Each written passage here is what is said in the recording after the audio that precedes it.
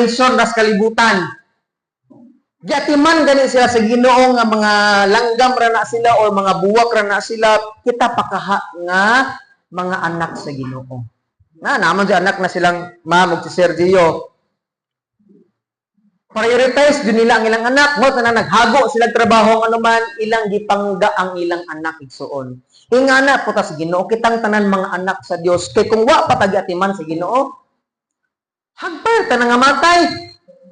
Ang mga matay, magita sa lalay pamaagi PowerPoint, mga dapat natin kasing-kasing nga mapasalamaton nga Lord, salamat kay kung wa pa kunin mo gatiman, wala ko'y kanon karon, wala ko'y suoton, balik-balik imong gisuot, basta kay naa kay gisuot.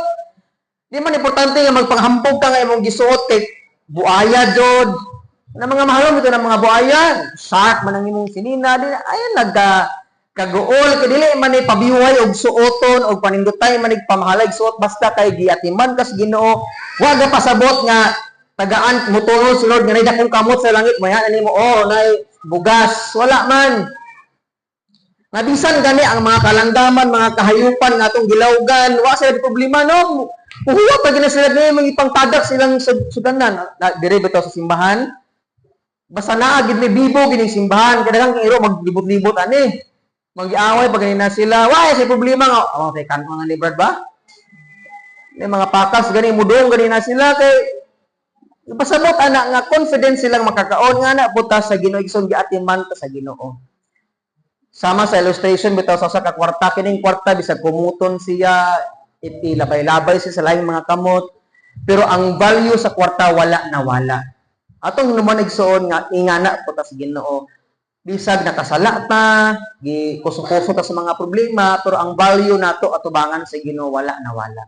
Ngano man palangga kita sa Ginoo igsoon. Amen. Na si Lord be, salamat Lord sa tanang panalangin nga akong nadawat. Manang igsoon ayaw sigig kabalaka. Ayaw sigig unahuna sa mga problema, ayaw sigig kabalaka kundi pasalamati ang Dios ngano man sa kada adlaw giatiman ka sa Ginoo. Ingon ang Salmo 127 nga kawang lamang ang pagmata sa ginikanan para pag-atiman sa iyong mga anak anuman nag-provide ng daan ang Dios. Kawang lamang ang pagbantay sa ilang mga kabalayan anuman panaligdan sila sa Ginoo.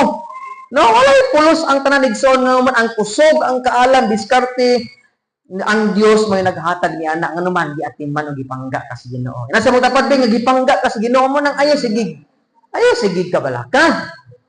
Amen? So, ikaduhang punto, mahumanta, ihatag niya ang tanan natong gikinhanglan. Dili